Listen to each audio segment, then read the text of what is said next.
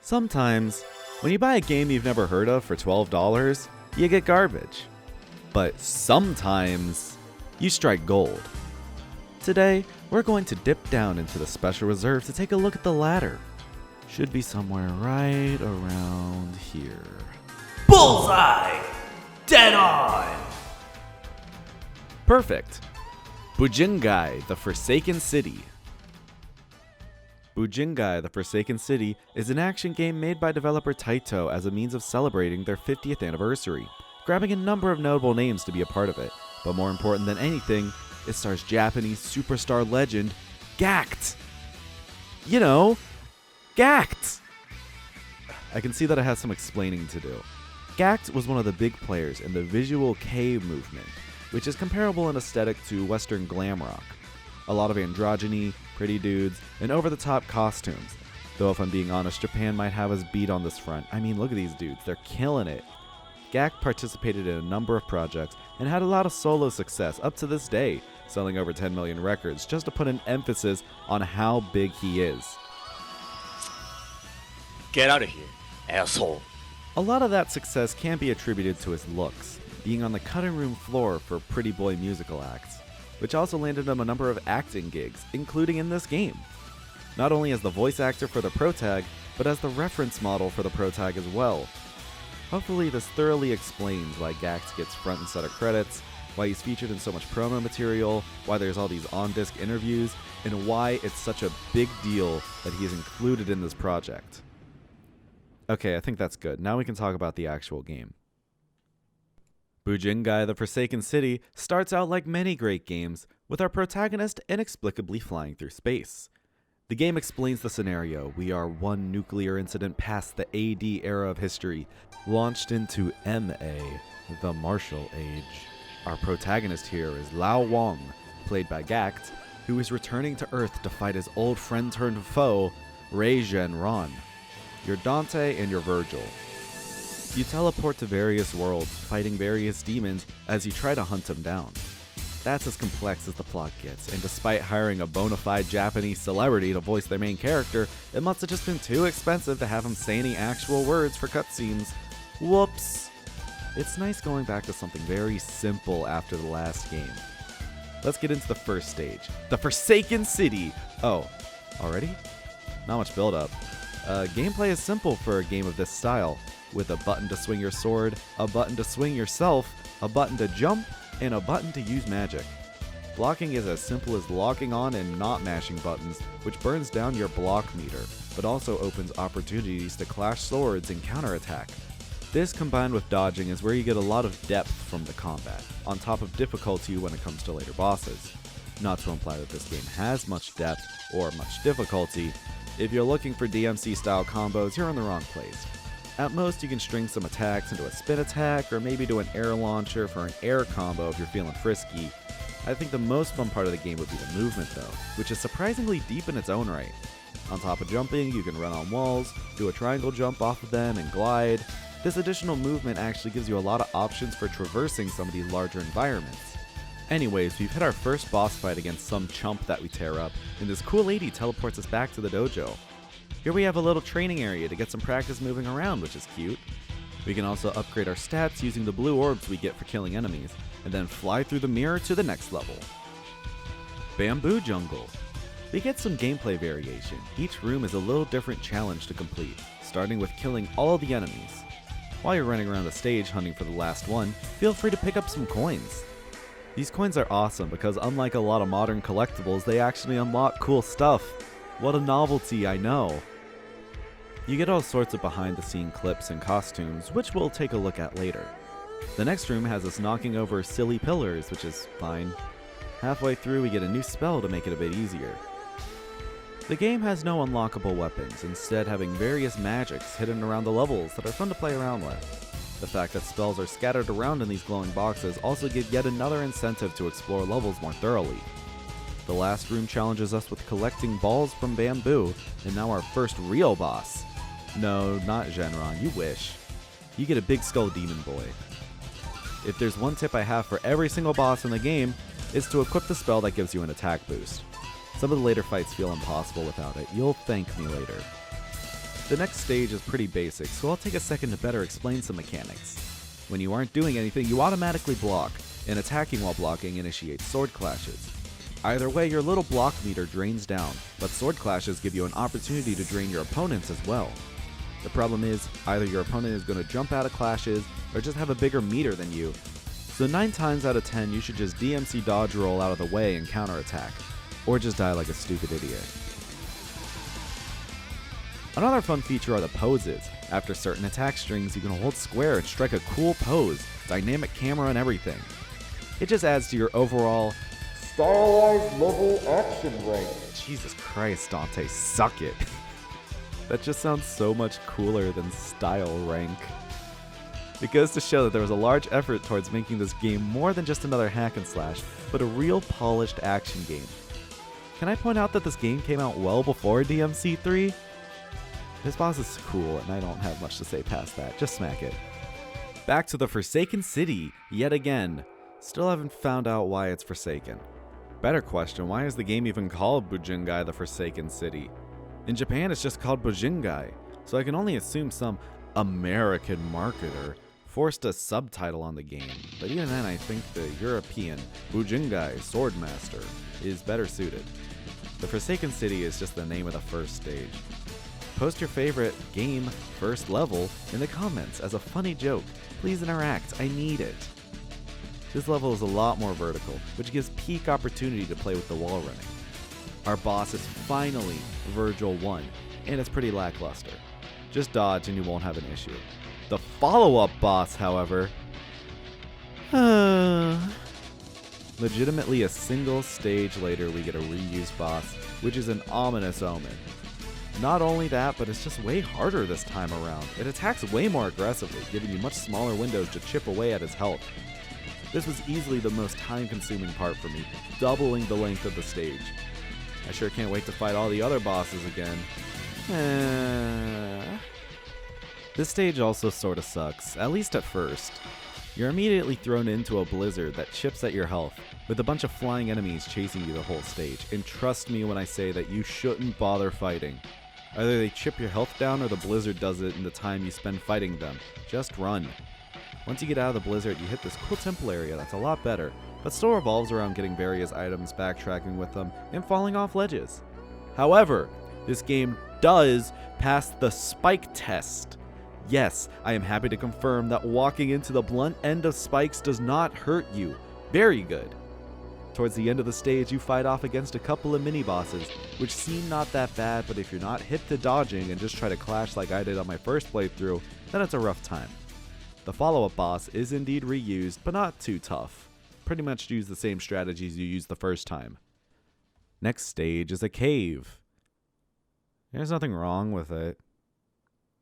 There's a big spider. Now sure would be a nice time to have a plot to catch you guys up on. Gee, for all the effort it must have took him to get a bona fide celebrity like Gact, they sure didn't give him much to say. I hate to report that we are hitting peak, stale gameplay. Yes, sound a little alarm, it's getting to the point where slashing your sword with the same few combos has lost its thrill. Not even this cool lava chase or cool lava boss is quite doing it for me. And it's not that what's here isn't fun, but one of DMC's biggest strengths is the sheer variety, not only in what weapons you use, but how you use them. A handful of swappable spells doesn't make up for the lack of variety, and this game's biggest weakness is that. I can't say the game is bad though. In an era of substance over style in gaming, style can go a long way. And thankfully, the style doesn't have too much further to carry, so, it's fine. The last stage is definitely one of the nicer ones in the game, pushing you to explore all of the game's movement mechanics, so far as to make you mid-air juggle enemies to cross large gaps, which is just cool. The aesthetic of this stage is pretty cool too. If it's not obvious, this game is very Chinese. More than you might realize, actually. Watching the cutscenes in this game, I could excuse you for thinking that they're just poorly animated, with awkward shots of characters gliding around in the air. It's important context to understand the full aesthetics and inspiration for this game to know what wuxia is. Wuxia is a genre of Chinese media focused on fantasy and martial arts, based around swordplay, mythical powers, and historical settings. think Crouching Tiger, Hidden Dragon, as opposed to, I don't know, Karate Cop? Much of this game is inspired from this genre, from the swordplay to the character designs to the way characters do goofy poses after clashing swords. So if you ever see a character in this game fly around like they're on wires or talk like they're in a cheesy dub, Now it is time for your final test. keep in mind that that's very likely intentional, and that's dedication. Wall jump, wall run, fight some enemies. This part here is the most frustrating part of the game though. You have to chain a whole bunch of wall jumps together. Pro tip, hit the bumpers after every jump to readjust the camera. Even with that, it's a little bit of a pain. You'll eventually hit a cool enemy rush tower, and at the top you hit the next boss. The fight against the white Demo Dragon is actually really sick, and one of the most memorable parts of the game. The way it crashes through the stained glass arena, and the giant swords it swings really give it a sense of scale, and its attacks run a fine line between being more stupid BS, why do I keep locking onto these mobs, an actual fair and engaging challenge. A lot of it comes from learning patterns, waiting for tells, and tightly dodging attacks. Also just look at this thing, eat your heart out, Bayonetta. And with the big important dragon killed, we hop through the rainbow portal to the final boss. Someone smarter than me once said that, with whatever you make, people are gonna forget most of the middle, so make sure it starts strong and ends strong. And by God, does this game end strong. We find Shenron, chillin' in space, when he slices an entire meteor in half for our final duel. And with cherry blossoms wafting through the void of space, he reveals the 2 fistful worth of swords and strikes. Try and tell me that massive cherry blossom tree attached to the side of a severed meteor is not the most iconic thing you've ever seen. This fight does not disappoint either. Shenron will combo you, shoot spears out of the ground, summon a massive sword to ride around, make it rain blades, and all sorts of other moves. After he dismounts, his sword stays lodged into the ground. If you fall off the ledge, Shenron will save you and deliver the sick line. Sorry, old friend. You're going to die by my hand and mine alone. There's so much effort put into this one fight, and the most important part is that it's really fun. Shenron is a challenge, but there's nothing in the way making this feel cheap or unfair. It's just you and him. Do your best to dodge and strike at every opportunity. This is exactly how a good rival fight should be handled. After defeat, he flies off into space, and you fly off as well, but in a good way, back to Earth. And that's the game. Okay, just a casual credits crawl, no biggie.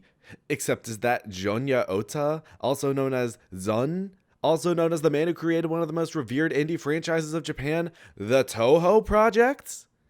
Thought you could just slip by, huh? Not today. This game is awesome. Having such a high production value, there's all sorts of supplementary material right on the disc, unlockable through all the coin collectibles. Certainly makes my job easier. First off, there's an unlockable costume which gives Lao the appearance of the one and only Gact! I have no words. Just a big smile on my face. You also unlock this special mode where you can re-record the opening scene. You can select which enemies appear and just go at it and watch those sweet opening credits back. Nice! I miss when games came with model viewers like this, especially back in the day. It was sort of hard to tell just how much effort was put into these creatures you were hacking apart. Okay, the on-disc interviews. First off, we have this press conference. It's interesting seeing just how much hype they were trying to build around this game, and also fun seeing the amount of love they're giving to Gact's inclusion. Even he's enjoying being there. At least I think he is. Low energy aloofness is just sort of his constant state of being, I've found, so it's hard to tell sometimes. Also, Gact agrees with me that it's dumb that his character doesn't say anything. I feel validated. Enjoy this clip of him being an epic gamer. Eagle-eyed viewers might notice that the version he's playing is a little different from the final release. We can touch on that later. Next up we have clips of Gact doing motion capture. Not much to say other than old motion capture is just so adorable. If you want to watch Gact swing a sword, this is the video for you. A more direct interview with Gact gives him the opportunity to, once again, lament his lack of voice lines, express how involved he felt on the project, and blab about martial arts for 3 minutes straight. He also touches on the idea of expanding the Bujingai universe, either through sequel games or movies. And this is a desire that a lot of people on the project push, asking for movies, anime, more games, but as it panned out, the only thing to come out of this were 2 volumes of a manga that aren't even scanned online anywhere, so who knows if it's even any good. But at least it's better than trying to find scans of the art book! Oh, but don't worry, we have concept art scattered around this Prima guide, half obscured by these Photoshop cutouts of character models. Is this better or worse than ripping the Japanese guide through camera pics on eBay? I'd love to see either of these scans someday. Can you tell I'm desperate? This game also comes with its own beta trailer, but it takes way too long to unlock, so go ahead and take this rip I found on the official Japanese website instead. The most notable thing right off the bat is the slightly different HUD. I know, crazy. It has this additional counter on it just in case the big glowing block meter isn't clear enough. It'll count down how many notches you have left on it. We also get to see an early beta model of Lao Wang, and boy, it's a wonder why Gact ever stuck with this project after seeing this rendition of himself. Looks like a bean. The official Japanese website also gives us a slew of interviews, sprinkling in some cut tidbits. When asked about changes made in development, it's discussed that additional characters from other games were intended to be playable, up to the point where one was modeled but never made it into the game proper. Personally, out of all of Taito's representatives they could have picked, I hope it was Bub and Bob. There were also some cut concepts for stages. The one that sounds most interesting is an infinite stage that required certain actions to escape from, but was cut because it was too confusing for gamers. Along with that, more combat options to make use of the game's mobility were wanted, alongside more complex enemy interactions, but there wasn't enough time to incorporate them. A whole lot of the kind of stuff you would expect, sounding perfectly suited for a sequel that never came. There was an MMO announced to be based in the same universe, and it's due to launch late 2007, so look forward to that. There's a really strong base of a game here and clearly a lot of effort put into it, but all that pushing did not convert into a successful game, and so we did not get the great sequel that we could have gotten out of this. And that's just another game on my long list of games that I wish had sequels. I guess I'll just sit here and lament the fact that we still don't have Gact 2. まさに